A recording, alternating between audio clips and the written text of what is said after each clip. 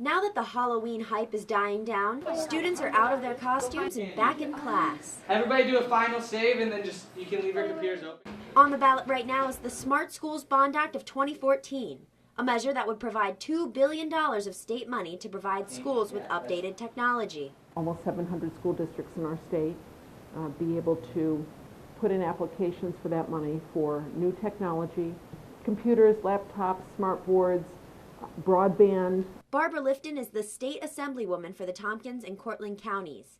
She has supported the act in the state legislature, stressing the importance of providing technology to schools in rural areas.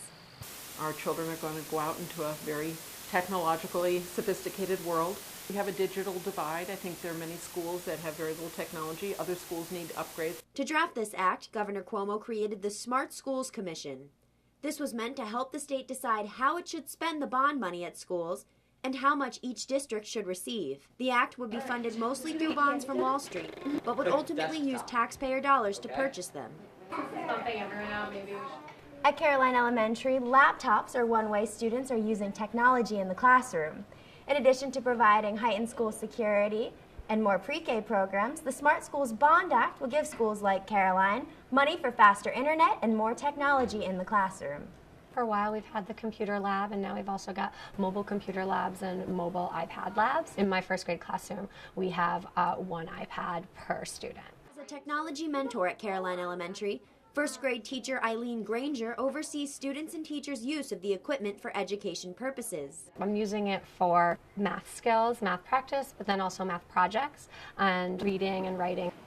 Granger also says that using technology in the classroom has a certain appeal when it comes to student learning. It just represents this instant engagement. Anytime something is on the iPad, it's just that little bit more exciting. However, not all taxpayers are on board with the idea of spending $2 billion on rapidly changing technology. If passed, this act will allow the school districts to submit plans on how they will spend the money. The plans will only be approved if they line up with the state guidelines surrounding the act. Opponents of the measure say the school district should have full authority on how this money is spent. Opponents also say that by the time the act is paid off, the technology it bought will most likely be out of date. Granger says that rather than receiving new technology, Caroline Elementary would most benefit from more IT support and training on how to keep up with these tech trends. So it's kind of like a twofold process of creating a department that's able to add new apps, troubleshoot internet issues, but then also professional development. Tonight it will be the voters who decide whether or not this Smart Schools Bond Act will pass in New York State. In Ithaca for Election Center, I'm Kelli Kyle. The layout, but you like your layout the way it is now. But I'm going to change